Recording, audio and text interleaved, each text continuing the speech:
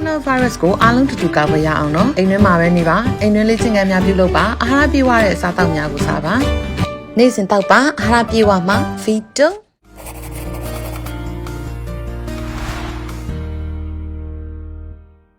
On the fair allocation of vaccines, there is, as I think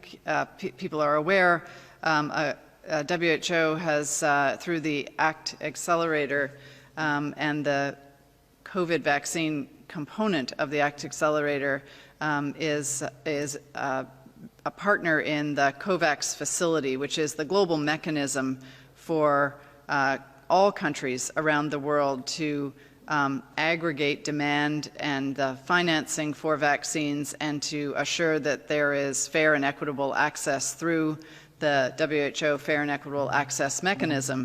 which can be then applied to those vaccines that are procured through the COVAX facility.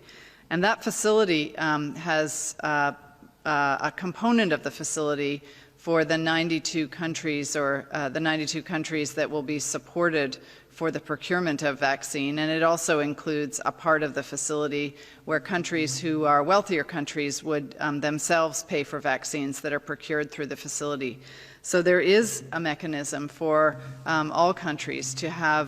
fair and equitable access, and for those countries that are not able to themselves afford vaccines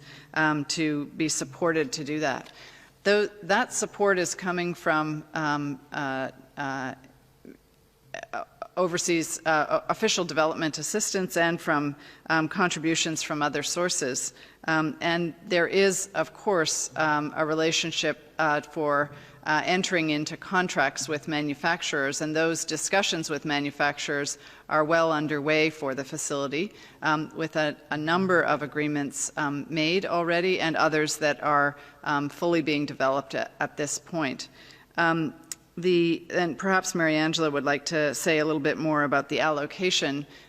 We have developed an allocation mechanism that WHO has led, and that really is about allocating vaccine in a fair and equitable way across all of the countries. For the first 20%, all countries would receive vaccine and in an equal rate, and following that, for vaccines beyond the 20% of the population, for countries that want to go beyond that level, there may be consideration, if we're still in supply shortage, about the pace that countries would get vaccines would account for vulnerability and the threat of COVID.